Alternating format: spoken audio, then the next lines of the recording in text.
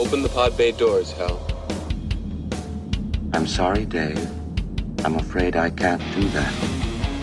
Mugwump Tower, this is Albatross 1-3, requesting permission to land. Over. I don't need a computer to tell me how to land a damn airplane. 6.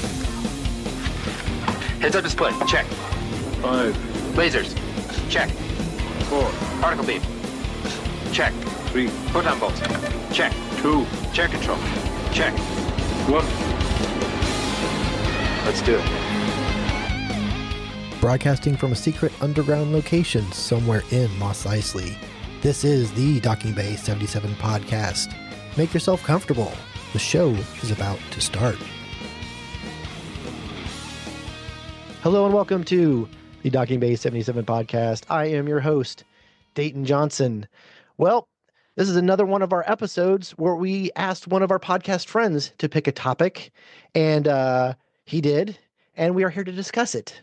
So, and it's going to be interesting. So, introducing the person responsible for this particular episode, it is the man behind the Infectious Groove YouTube channel. It is Russ. How you doing, Russ? Not too bad at all. And yes, I am the person who is responsible for this whole situation, and I make no apologies for it. I will tell you why when we get to that in a minute. Fantastic. Yes. And she has her own hashtag, hashtag Team Amber, and she is the voice of reason. Hello, Amber. How are you? I am great. We were talking about one of my favorite people, so I'm just happy as a clam. Yes, we are discussing the 1987 film starring Madonna. It's Who's That Girl?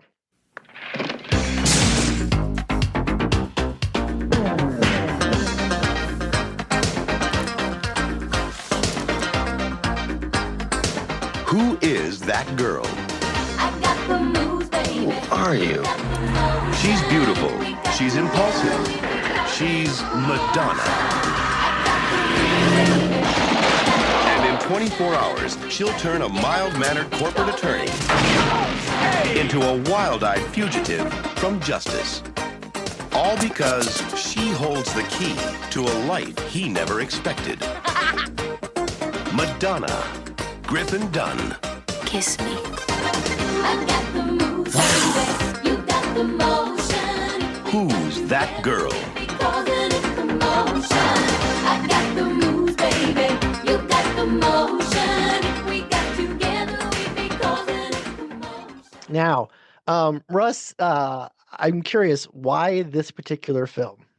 So here's the thing. So Madonna is her movie career overall, at least in my experience since she came out of the scene, is almost always seen as just like lacking all the way across the board, except for like in the very early days, Desperately Seeking Susan had a lot of positive buzz, like as it was happening, and like her role in Four Rooms, and she's had a couple other things, but like by and large in the 80s, it was like just this running joke that like anything she did was going to fail. She actually has one called Shanghai Surprise that I still haven't seen because it was like supposed to be like Ishtar levels of bad, but I've never actually gotten around to watch it. I keep wanting to, and I just never have gotten around to it. But anyways, with this particular movie, like as soon as it all the way up to release and the weekend of release with like everybody, all the noted critics at the time, Siskel and Ebert and all the respected, like it just seemed like everybody, I don't know why, everyone was expecting this movie to be like far better than it is. Like this is all that it set out to be. It's a slapstick comedy, which is sorely lacking in the world now and was certainly lacking back then. Here's my thing. I don't understand anyone who can call Weekend at Bernie's a classic comedy, but then can't put up with what goes on in this film. Do you know what I mean? Like this is no more far-fetched than carrying a dead guy around for the whole weekend. Oh yeah, that movie's stupid. No, I agree, but I Preach. No, my comparison is Mannequin. Oh yeah, which is also stupid. Yeah. and Mannequin 2 on the move. But now I feel dirty. Right. But yeah, so even the thing that made me want to go see it, because again, I didn't see Desperately Seeking Susan till I was like on HBO or something. I never watched Shanghai Surprise. But like just the attitude surrounding the movie was like so off-putting that I made sure to go see it in the theater. because I was just like, I don't understand. Like, they have not advertised this as like Madonna in the next Citizen Kane. Like, they showed us that this was going to be a slapstick comedy. And my mom and I went and saw it in the theater. And from like the first 10 minutes, we were just rolling, like, because that's what we expected it to. Like, we got the movie that we expected us to see, you know? Okay. So, and I've always loved it. Like, we'll get to a bunch of stuff that I love and about it and whatnot, but like, I've never seen it for anything more than it was trying to be in the first place. So I've always loved it from the beginning. Like, yeah, that was the thing that made me be like, wow, I hope she makes more like this. But then the box office proved that nope, no one was ever going to give her money to make her own movie again. So, yeah. And in the defense of Weekend at Bernie's, yes, it's a terrible movie, but I must have watched it a couple dozen times on cable and when I was a kid, and I will probably never watch it again because I've had my fill of that one, and it's not nearly. I think I watched it like in my 20s. I'm like, yeah, this isn't nearly as funny as I thought it was. Anyway, all right. So, Amber, any history with the movie? And of course, I know you're a big fan of Madonna. So, what say you? Yeah, Madonna hit at like the prime time in my life. Like, I was 12 years old when Like a Virgin came out, and I just thought she was fabulous. I dressed like her. I did my hair like her. I did my makeup like her. I thought everything she did was wonderful. And so when this movie came out, I was like there. I was so excited just because I thought she was wonderful. And I know I was like the only one that was Madonna obsessed. And I dragged one of my girlfriends to go see it. It was like, well, I'll go see this Tom Cruise movie if you come see this with me, and loved it. Like Russ said, I mean, it was exactly what I thought it was going to be. It was going to be like Mannequin or, Bachelor Party or one of these dumb 80s comedies that were on HBO, like round the clock. Right. And I had a ball and loved the soundtrack. And when I turned it on the other day to rewatch it, I kind of like winced and pushed play, like, oh dear Lord, is it going to be what I remember? And it's exactly, I looked at Liam and I said, yep, that's 13-year-old me thought this was just a hoot. And I had a ball rewatching it. Okay. It's exactly what I remembered. Okay, so I was a teenage boy in the 80s, so and with Madonna being Madonna, when pop music and MTV, you couldn't get away from her, and for good reason. The video for Like a Virgin was burned in my brain. Her performance on the Video Music Awards was burned in my brain because you're a teen boy and that's like exactly what you're enjoying. So I've always been a very casual fan of her work. I actually kind of preferred a lot of her 90s stuff over her 80s stuff, but doesn't mean that I didn't enjoy the 80s stuff. But I remember Shanghai Surprise coming out, and nope, didn't see that. I remember this coming out. Nope. I remember Desperately Seeking Susan. Nope. I just kind of passed on everything. The only one of her films that I know that I actually watched was Dick Tracy, because when you have a cast like that and an established character, you're like, I'm curious how this is going to turn out. And it wasn't because of her. So when Russ suggested this film, I'm like, okay, cool. I've never seen it. I'm always up for watching something I've never seen before. So awesome. And I got to admit, I was 15 minutes into the movie and I was like, did I do something mean to Russ to make him have him watch me? I'm just like, again, you had your expectations in the way wrong place. No, I really didn't. And that's what I kept. I don't know. I'll get to it, but I'm like watching this going, okay. And then I started getting even more nerdy, like, hey, they're in a Sam Goody. That's where she's stealing the tapes from, was a Sam Goody, because I saw the Goody Got It sign and stuff like that. So I'm just, I don't know. I just, it was an experience, and that's where I'm gonna leave it for now. So Liam was trying to figure out which scenes were shot in LA and which were in New York, because he's like, they didn't make this whole movie in New York. I can tell you that right now. Yeah. Was it the palm trees? Right. One thing I'll tell you about, this is a minor part of my history with Madonna, but what's funny is, this was like, I was by no means obsessed with her or anything. Like, I really thought a lot of what she did in the 80s was awesome and groundbreaking and whatnot. But like, this was like the thing that I latched onto and was like, wow, I really, really like that movie more than I thought I would. And the next big thing that happened for me with Madonna, and the only time I've ever seen her in concert, was I went and saw her on the Blind Ambition tour, and nice. that was an entirely different woman than in this Yes. movie. And Yes. I was like, oh my, like this is wildly different, you know. But and it's also the only reason why I've never saw her again, because like that show was so good that I'm like, Right. you know, like I don't want to go see something that's not as good. And that's one thing she always did really well was, you know, when she came out and she hit, you know, around this time, and then when all the copycats came out, she kind of changed her look, changed her music a little bit. And then, like I said, when you get into the 90s, you had bedtime stories, and she just started doing all these different, you know, of course, you had Vogue, which was such a big deal. She was always, you know, kind of reinventing herself, trying to stay ahead. And I always appreciated that because there's some artists that are still acting like it's, you know, 30 years ago. And she was always trying to, you know, kind of push things and do different stuff. So I really did appreciate that about her. And, which is why I have a tendency to like more of her 90s stuff than her 80s stuff. But like I said, that's just me. So, all right, let's go ahead and move on. That's the fact, Jack! That's the fact, Jack! It's time for That's the Fact, Jack. These are some film facts I found and some possible trivia from the rest of the group. So, released August 7th, 1987, directed by James Foley, who also did At Close Range, Glengarry Glen Ross, and The Chamber. Screenplay by Ken Finkelman, who Grease 2 and Airplane 2, and Andrew Smith, who also wrote The Main Event and later would write for the TV show The Practice. Obviously starring Madonna and Griffin Dunne, who's best known for his role in American Werewolf in London and went on to be a director. Haviland Morris as the bride-to-be, best known for her portrayal of the girlfriend in 16 Candles. And one thing I do want to mention, because I always like the evolution of filmmakers, the cinematographer for this film is future director Jan de Bont, who will go on to make films like Speed and Twister, which, you know. What? I totally missed that. See, that's why I'm here. Yes. That's awesome. No wonder the chase scenes are so good.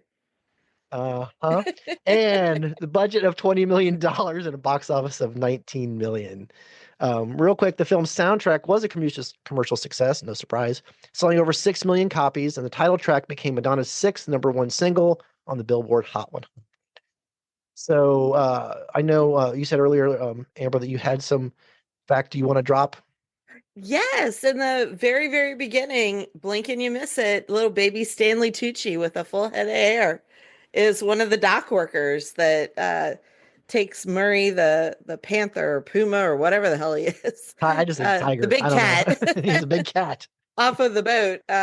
But you can hear his voice like immediately, even though he's not very recognizable. No, seriously, it wasn't until I started going through the credits. I'm like, Stanley Tucci, wait, where was he? Right. He got his SAG card for this one. Yes, he did. All right. That was totally wicked! It's time for That Was Totally Wicked. These are things we love about the film. So, Russ, why don't you go first? Let us know what things you love about Who's That Girl? Yeah, I would say you're probably still writing out your entire list of everything you loved, I would imagine. So yeah, you just need a little. I do. Wait. I do have 5. I do have 5 things. But yeah, I like I said earlier, I make zero apology for how much I love this movie. I wanted a screwball comedy, and that's what I got. Like it's right from the very beginning when she's getting out of prison and everything. And I, you know, another thing actually from before the very beginning, I like that the whole animated sequence tells you everything you need to know about the movie. Yeah, that actually was pretty good. That opening is awesome. Yeah, and I can't remember if I had seen any visuals from. I'm sure I saw a commercial or something, but I remember clearly being in the theater and when like the little animated Madonna showed up, I was like, "Oh, she's gonna look really cute in this movie." And then when they go to show the real Madonna, I was like, "Oh, confirmed." But yeah, there's so many different things that I truly love about the movie. There's just like everything is like obviously too completely over exaggerated, but there are traces of the absurdities that go on in the real world with like these type of people, like the way overprivileged and way too monetarily funded type people, and so a lot of that I think is does hold up, even though it's all absurd. But you know, I really like. There's not much that I don't like about it. I think there's a couple of things where Definitely some side characters where they might have probably wish they had more money for slightly better acting. But again, and I'd say this with zero disrespect to Madonna, because I've acted in a grand total of 0 things. So I've never tried to act, but I would assume that there were a lot of people who probably would have been like, yeah, not with her track record, I'm not really interested in that picture. You know what I mean? So they probably had to go with who they could for the cast, But yeah, there's so much that I like. I'm trying to save stuff for when I get to like the favorite scene and that type of stuff. Okay. So all right.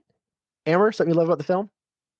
I think Griffin Dunn was slept on.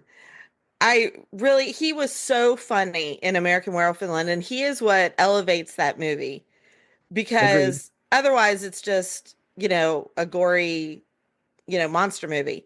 But his character is so hysterically funny, and it's his delivery that really sells it. And it's the same thing in this movie. Being the straight guy is hard. And he's got some great lines that, like, he's so subtle about it that you kind of find yourself chuckling a few seconds later. Like, wait, what did he just say? And he really handles playing that slow burn frustration with her antics, and he can do the physical comedy. That's going to be one of my only complaints about Madonna later on. The physical comedy that he does, like when he falls out of the car and he's like crawling towards the cop and she's like, he's having a heart attack. Like that whole sequence is hysterical. absolutely. Yep. And, actually I'll tack on to Griffin Dunn too. Again, in my opinion, he plays this role far more sincere than the movie calls for. And I make it sound like that's a bad thing, but like, okay, spoiler for anyone who hasn't seen this cinematic masterpiece. Like in the end, Madonna ends up with Griffin Dunn. And in the first 5 minutes of this movie, that that's what's going to happen by the end of it. Right. So like he didn't need to put in any effort at all. Like he could have just said what was on the page and then at the end been like, oh, look, I'm with her now. But like he like put enough in his performance to where like you see his character like slowly getting her throughout the movie. And like you can tell by the time they get to the part where they go to the high rise with the animal sanctuary and all that stuff, like he's like fully into her, and like he did not have to go that hard with his acting in this at all. Like, and he really did. All right. Anything else, Amber? You can keep going if you want. Oh, sure. There are great one-liners throughout that where I was laughing out loud, and I'm not a laugh out loud at movies kind of person. Like I just kind of like, that was funny, but I was busting up. And I appreciated that so much because it's not a tremendously well-written script, but they had a couple of lines where I was dying. And it was also, the delivery, like when she pulls out the gun and she says, I will have vengeance. Like I've been saying that for 3 days. That was so funny. I'm really trying to hold back on one that when we get to the smiling's my favorite part, because there's a thing I say at least once a month, maybe like once a week, like since the movie came out. But one thing I want to, and you kind of touched on this too, and it's her delivery is what makes me laugh so hard at it, is when they go in with the heart attack and she's like, Loudon what, clear? Yes. Oh, it absolutely kills me. I'll just let you guys keep going back and forth because yeah, you have a lot more to say than I do. So well, and then one more thing I had was just the nice little surprise of Sir John Mills showing up, the dad from Swiss Family Robinson, like in this completely bonkers, like, why is he even in this movie cameo? Like, it's completely ridiculous, but he is so funny. Yeah, and he's all right. And I love that sequence. It gives them a chance to slow everything down. She gets to look pretty. They get to fall in love, so the whole sequence really works in a very charming way. Murray gets to fall in love too. Yes. He gets a sweet baboo. She had a bow even to match his collar. Yeah, I like Murray. That's one of the things I liked was Murray. I love that every time he's got like the most ferocious growl. Like they just kept pressing the same button on the soundboard. Right? Yep. That poor car. Yeah, support. I've actually had Who's That Girl stuck in my head pretty much on and off for since I watched this movie actually. So but yeah, that's actually one of my things I loved about the movie. I was ashamed, I was sad that we waited to the end credits before we got the song. I know it's funny that Causing a Commotion opens it, which it's a great match to the cartoon section. True. But like, I have to assume that that's what the choice was made for. You know what I mean? Like, it's got to be. Yeah. I would imagine the idea was originally like, and it'll open with the theme song. And then they were like, well, that doesn't really go with the. Yeah, it doesn't make any sense. Right. Now, the one thing that actually, then this is actually the only thing that really consistently made me laugh was the running joke with the cab drivers. Oh, knowing his bride, Noah's like, and like, I thought that was so funny. Oh my God. The only problem is it went nowhere. There was no payoff. You know what I mean? It just kept happening. I would argue when the old guy takes her right to her house. Well, I know, but what I'm saying is, yeah, he had the key.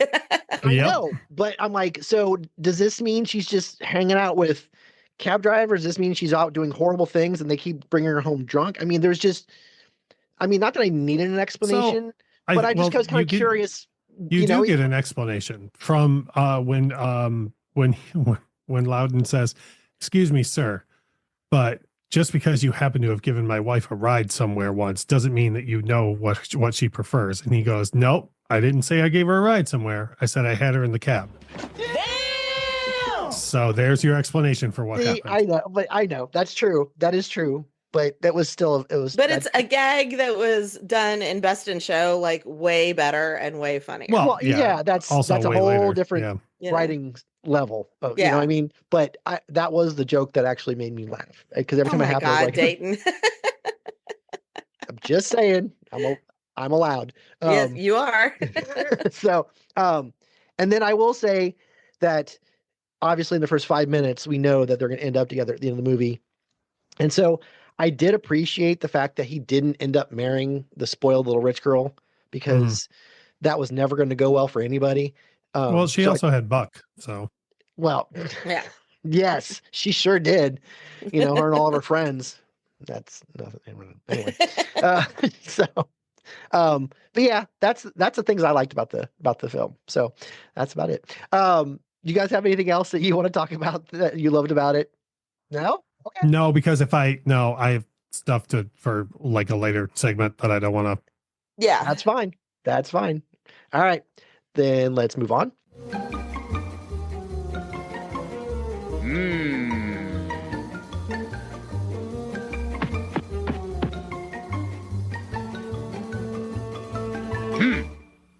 No, sir, I didn't like it. It's time for No Sir, I Didn't Like It. These are things we don't like or don't work within the film. I have a very long list. I was going to say, this is all you. I'm good. I know. Okay. I mean, so, Russ doesn't have anything. Amber, do you have anything? Just two things. And Russ kind of touched on this earlier. I love Desperately Seeking Susan. It's a much better movie than this one is. And Madonna is perfect in that movie because she's just being herself. Right. Which was something James Foley said. He said she was so like pressured and uptight about making this performance be so perfect that it kind of hamstrung her. And she was much better in Desperately Seeking Susan because she like didn't know what she was doing. So she just played herself. And I think she could have done that in this movie and to perhaps better effect. But one of the things that's better about Desperately Seeking Susan is the supporting cast is phenomenal. You've got all these great, side characters that are played by really good actors. Right. And you do not have that in this movie. Like the supporting cast just goes nowhere. And then the only thing about Madonna that I didn't like, I hate to criticize my girl, but her physicality in this, like, drives me up the wall. For someone who is a dancer and who is so like accomplished in moving their body, the way she like just fidgets like a 2-year-old and she kind of bobs from side to side, and it just makes me crazy, and like she can't do the physical gags, and I just was like, stand still. Well, honestly, I think that was a choice for her to, because I just think that's kind of the personality of the character of Nikki Finn, that she doesn't sit Yeah, still. she's trying to do like this Judy Holiday, Yeah. Yeah. kind of dingbat fidgety thing, and it just I was okay with the voice and her being loud and stuff like that, but Yeah, see, the her, fidgeting, I just was like, stop. yeah, I did not like her voice. That was like fingernails on a chalkboard for me for the most of the time. It was just like awful. But anyway, and to your point, the acting across the board is not very good, because we have a lot of, not even, B-level talent. It's like, well, we got Griffin Dunn, and we got Madonna. Let's see, who are we not going to pay? What it came down to. So, it's like, you know, it's just so. My biggest complaint, honestly, is that every character in this film is the worst 1980s stereotype trope character they could find.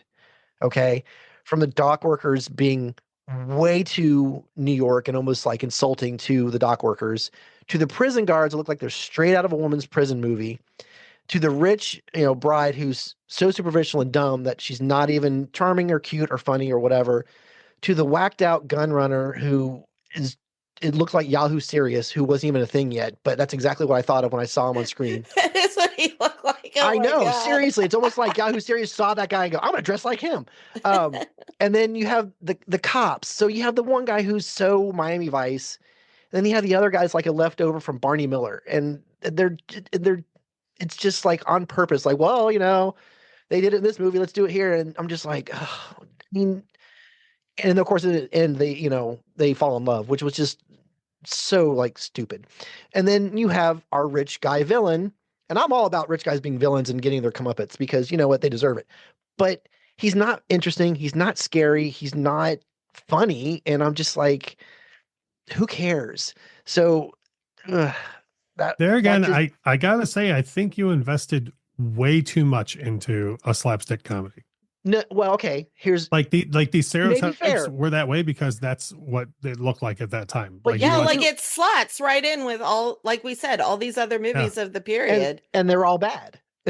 So, and that's the thing. Well, but there are a certain kind You of can do fun. slapstick and still have clever writing. You can still have decent acting. And you don't have to have, everything was so turned up to 11, and not the good kind of 11 like in Spinal Tap, but just 11, like the car chase at the end where all the girls are sticking out the top and the cops are like, how are we going to do this? Oh, we'll take this car. It's just like, oh my God, can we just think of another stupid thing to put in this friggin' movie?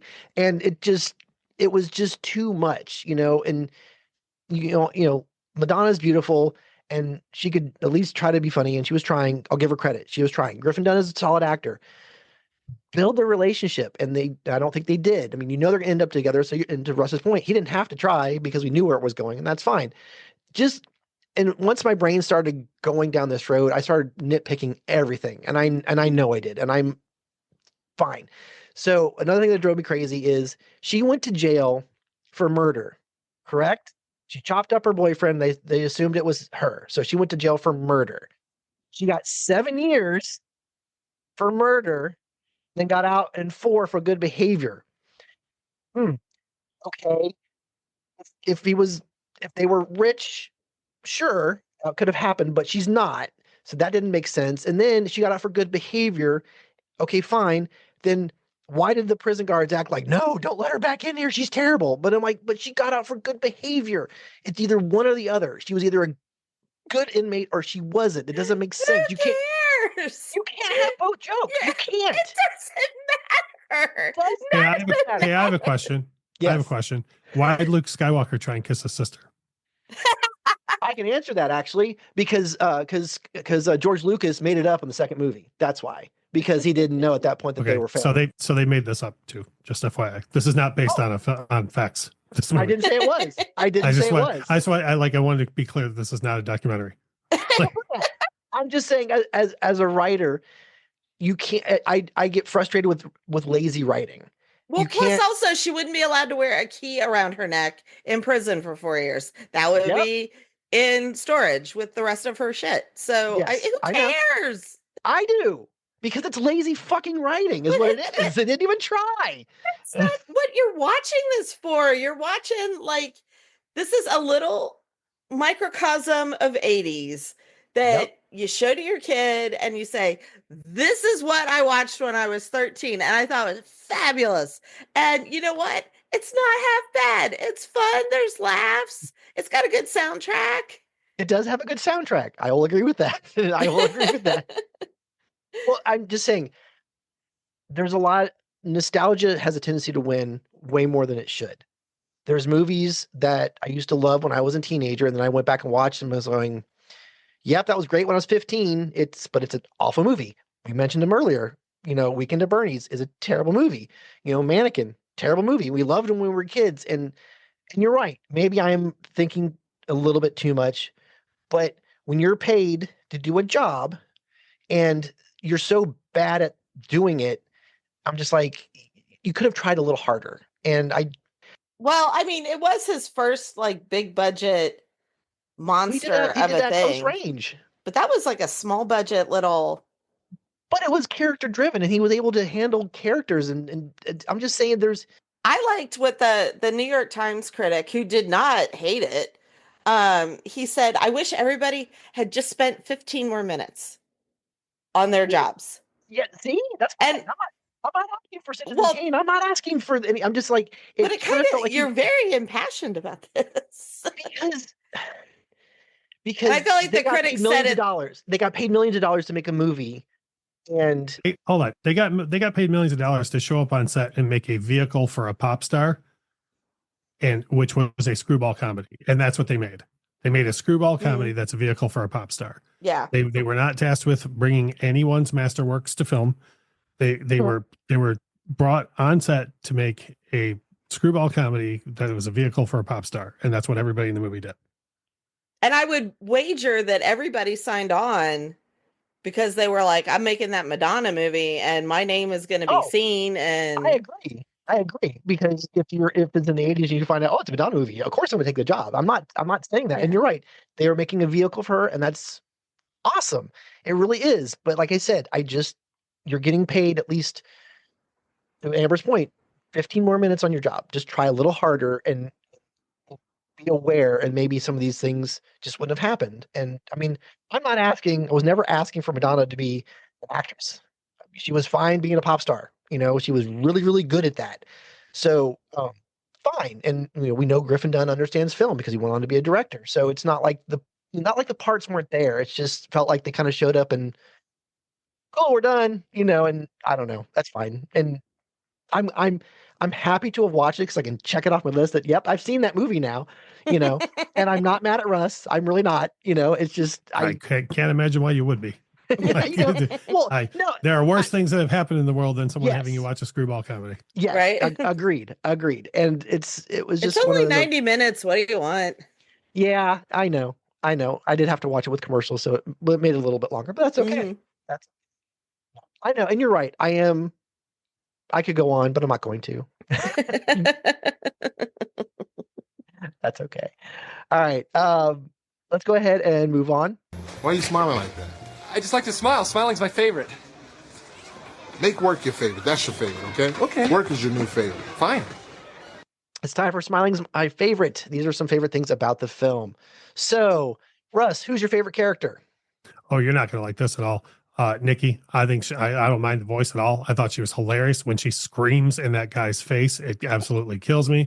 Although the when she exaggerates her New York accent for no reason whatsoever, and again, I'm probably putting too much stock into this, but I think that's a choice on Madonna's part to be like, oh yeah, she's like Nikki's doing. Like, I don't think that's bad acting from Madonna. I think that was like on purpose. Like this character, when she gets nervous or needs to do something, she like gets loud and very New York and whatever, and all that just absolutely kills me. And it's not the greatest dialogue in the world, but I thought she delivered all of it. Like I said, that I don't care if I ever come across anyone on earth with the first or last name Loudon, I'm going to be like, Clea, like like immediately. Like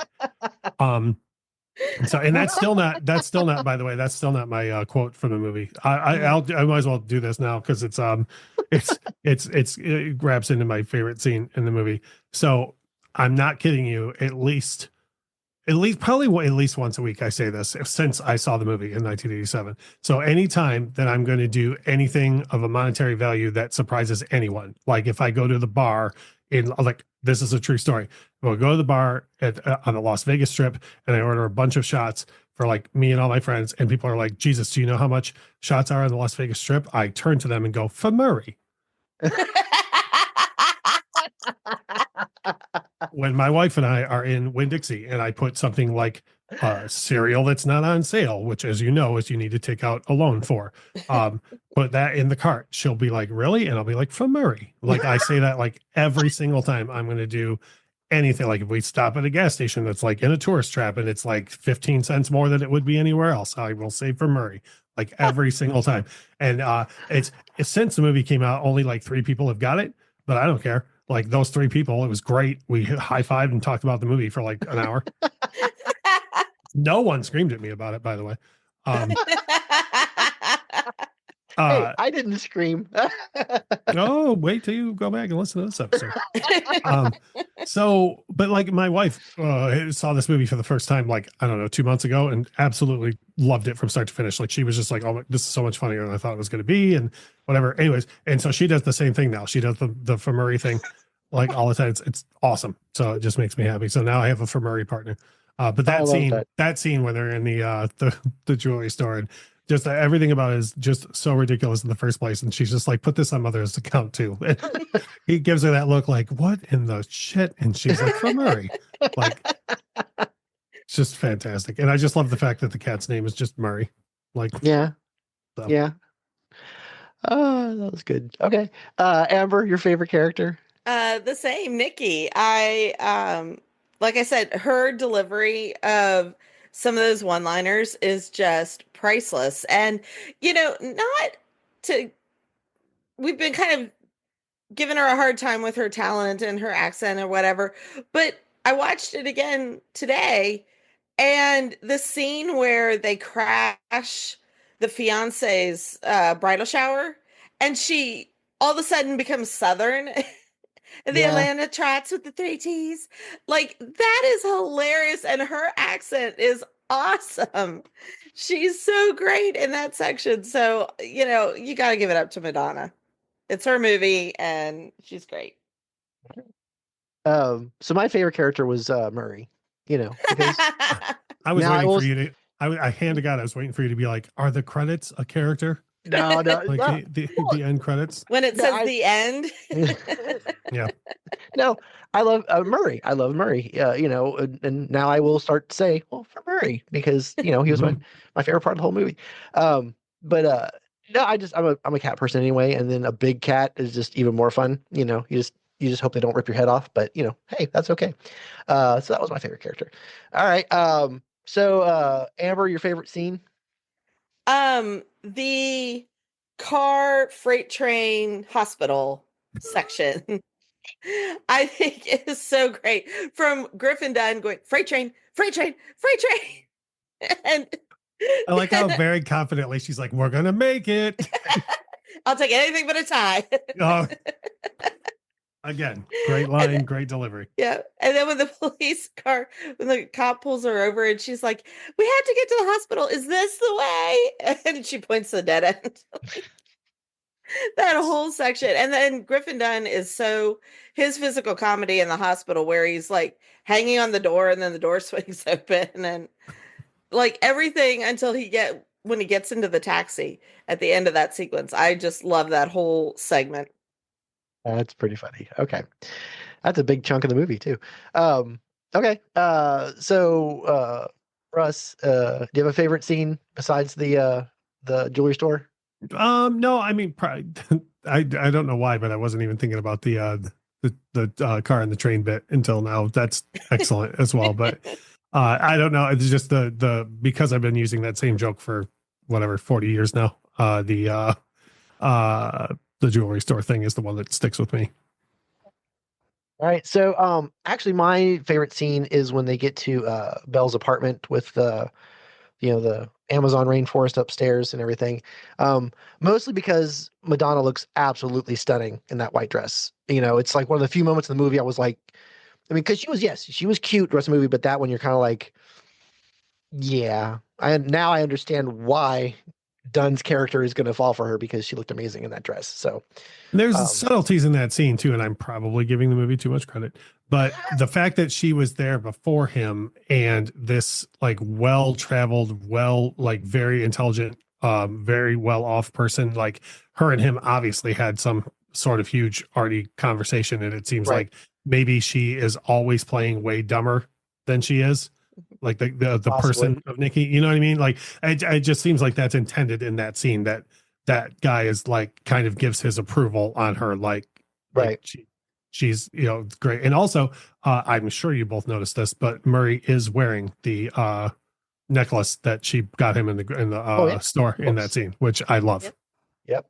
I'm still not quite sure how she found her way to that apartment with Murray, but that's fine. Please don't start about plot holes again. She bought some chicken nuggets and he just Yes. followed her the whole way. Which was funny when they were eating and she was just feeding him chicken nuggets. I thought that was funny. Okay. All right. So this might be tough for everybody, but favorite song from Madonna. It obviously does not have to be from the soundtrack. So Amber, what's your favorite song? Well, so I'm gonna cheat. Of course you are. No, for my money, the True Blue album is one of the best put together albums of all time.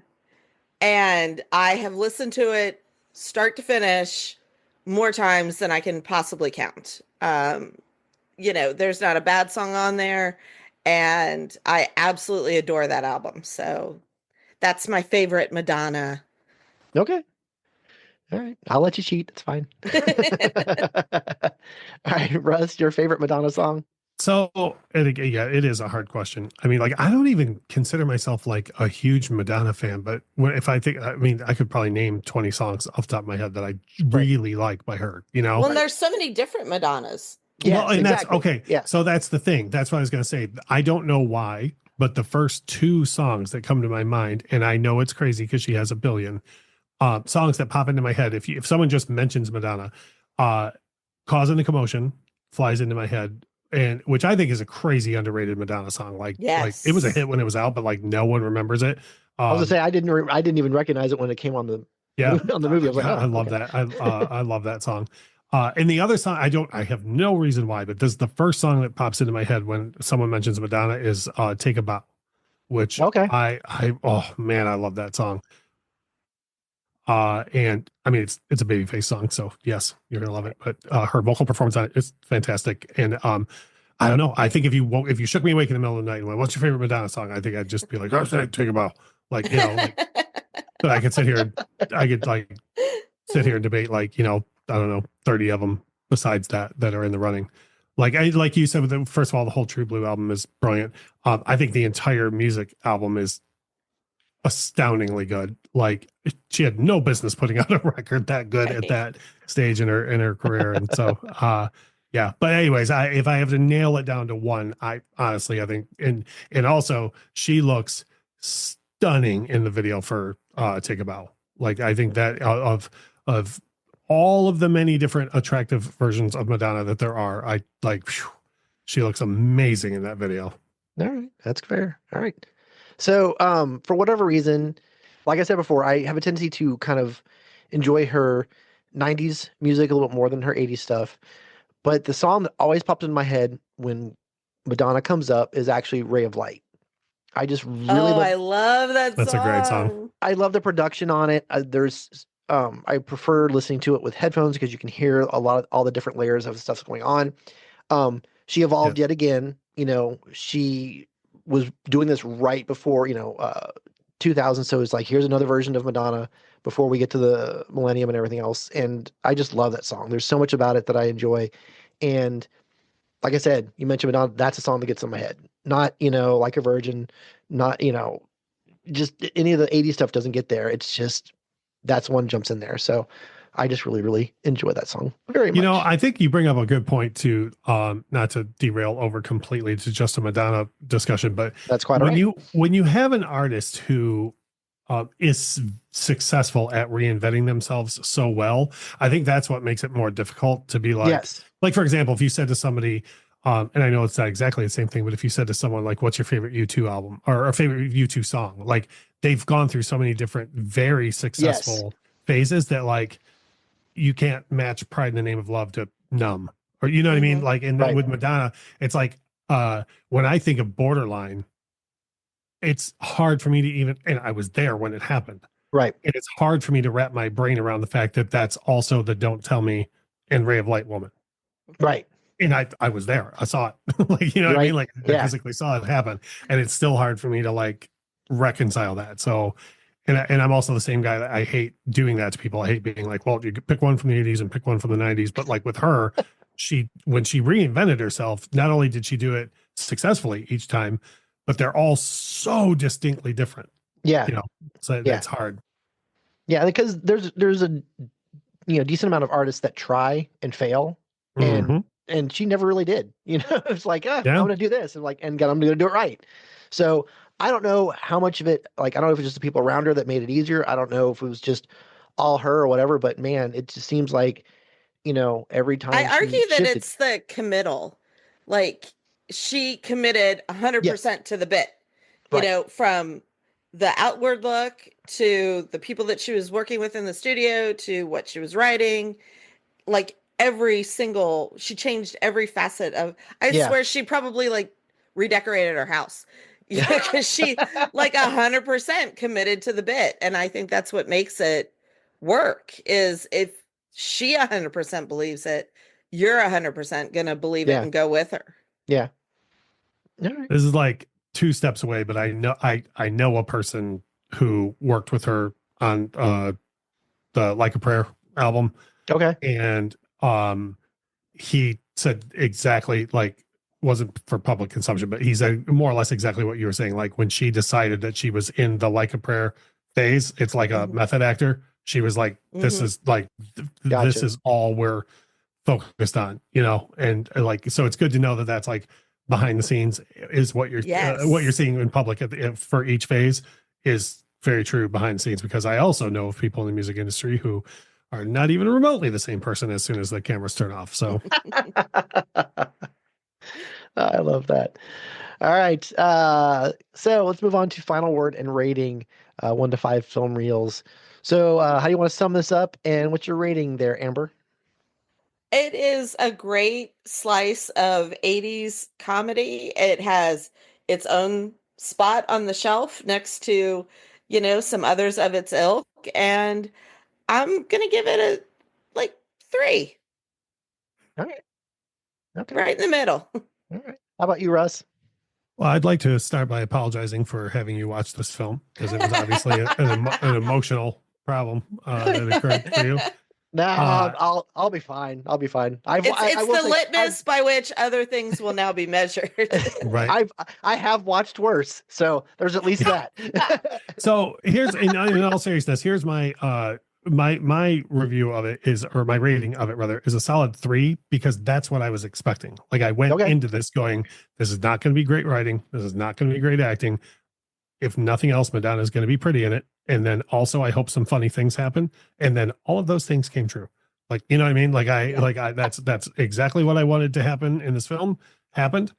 But I would never be ridiculous and be like 5 out of 5, remove Citizen Kane from the National Registry and replace it with this. Everyone should replace a gold-plated should get a gold-plated DVD of this. Like it's, I mean, it's like a 3 to me is a passing grade, and that's literally all I wanted from this movie when I went to see it. Was I went in expecting a screwball comedy with a pop star in the middle of it, and like it's funny, for as big of an Elvis fan as I am, I've never seen any of his motion pictures.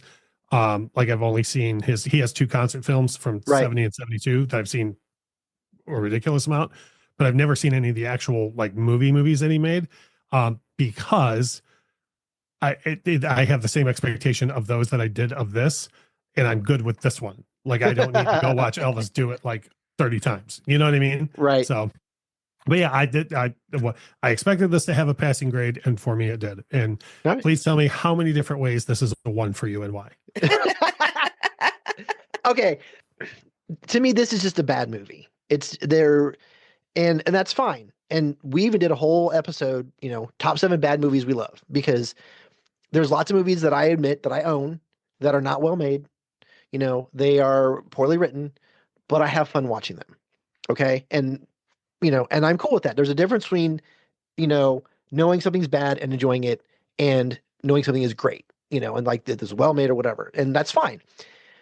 The biggest complaint I had with this being a bad movie was there wasn't enough for me to truly enjoy watching it. It wasn't like, actually, I had more fun listening to you guys talk about it than actually watching the movie.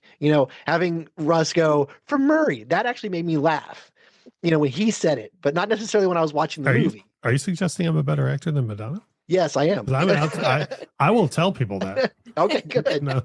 That's a quote. You can put that on your YouTube channel. I'm a better actor. Better actor than Madonna. And then I'll direct them to your URL for That's right. for complaints. That's right. They can yell at me all they want. Yeah. So I will honestly admit I struggled with the grade because I have seen worse, and to me, worse would be a 1. So I'm going to give it a 2 because there were some funny moments. The only thing that made me laugh out loud was the cabbie's joke, the ongoing joke. That made me laugh out loud because it got funnier the more times it happened, and I like that with a good running joke. So it's a 2, and barely a 2, but that's where I fall with this one because I've seen it, checked it off my list. I don't ever have to watch it again. It's a 2 under duress. Well, like I said, I've seen worse. So, and you're right. It is slapstick comedy. I shouldn't expect much, and that's fair. But when I know a movie's bad, I still can enjoy it. And to me, I didn't enjoy the characters very much. I just didn't. It wasn't fun. And I can accept a bad movie when it's fun. And this one, it just wasn't fun. So I think that's ultimately what hurt it for me. So, but it's not a 1. It's a 2. It's So Russ, you were wrong. It's not a 1. Hooray. I will take that win. Right? I love it. So that brings us to the end of this episode. I'm sure there's people out there going, "Good, now Dayton will shut the hell up." So I want to thank Russ for suggesting this film and having me watch it. So thank you very much, Russ. Oh, you're so welcome. Make sure to check out the Infectious Groove Music YouTube channel. They drop 5 videos every week, including 5 songs to start with, reaction videos, and vinyl reviews. So I'm a little bit behind because that's a lot of videos for me to try to keep up with. So I try to pick the ones at least I know the topic. So for example, if we had an in-depth discussion about who's that girl, you would say that. I would watch that. I would definitely watch that. How about a reaction video to one of the scenes? There you go. That's fun. I guess there's people now that do reaction videos to entire films on YouTube. And I'm like, how? Like, who's got that kind of time to like sit and, I guess they do it. That's crazy. That seems like that's a big commitment. I sometimes because one of the reaction videos we do are a lot of times music videos and VMA performances and that type of thing, and like if we even watch a medley performance where it's like a 12-minute performance or something, I'm like, oh, why is this performance so long? Right. Yeah.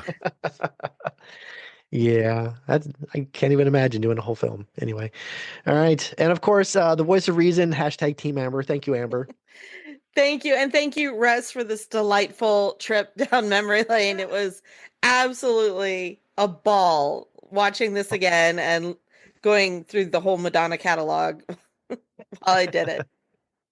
And like I said, I had more fun discussing it with you guys than I had watching the movie. So thank you very much for that. I do appreciate that. This is going to sound so crazy, but I promise you it's true. The thing where that happened to me in life, and I'm not saying you're going to end up loving the movie because they're two totally different comedies of different grade, but the very first time I tried to watch Monty Python and the Holy Grail, I didn't laugh. Like, I didn't even crack a smile. Like, I just sat there, and I get British humor, like I get dry humor, and I just sat there being like, why did everyone tell me this is so funny? And then but then the more I heard friends like quote it, I would laugh at their version of the scene. And Right. then somewhere along the line, I went back and watched it again and was just rolling. And now it's, now I totally have. So once again, I want to be clear. I'm not comparing Who's That Girl to Monty Python.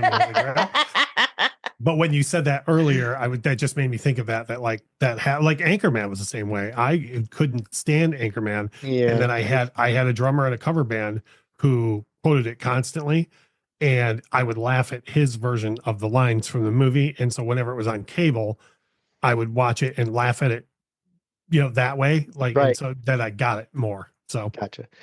Yeah. See, Steve Carell's the only good part of Anchorman. That's it. no, I hear that. I just can't. I can't. Anyway, so that's a whole nother discussion, and I'm not going to I get was off gonna on say, hell, can I come back next week and we'll talk about Anchorman?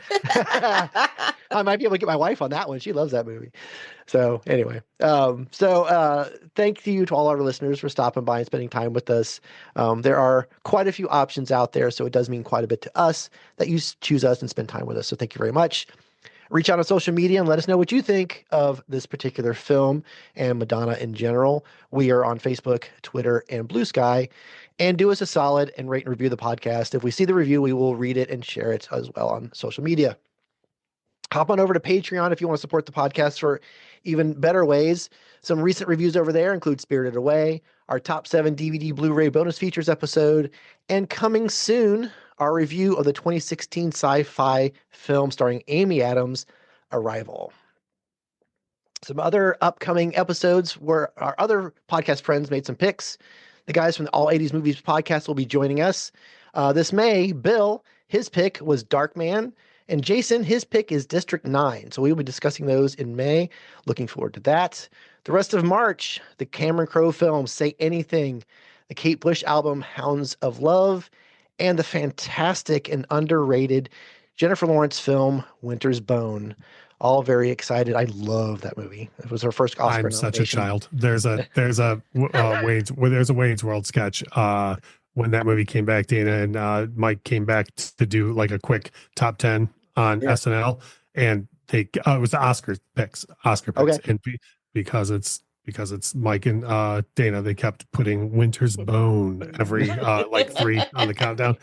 So every time I think of that movie, I just think of that countdown. That's just because I'm a small child. Go on, continue being an adult. That's okay. No, the fact that she was 19 when she made that film, and she's in 99% of that film, and she totally deserved the Oscar nomination. And it's one of those movies that most people haven't seen, but the people have seen it are like, oh my God, it's amazing. I'm like, yes, it absolutely friggin' is. So look forward to that one coming to the end of the month. And as always, watch more movies. Physical media is better than streaming.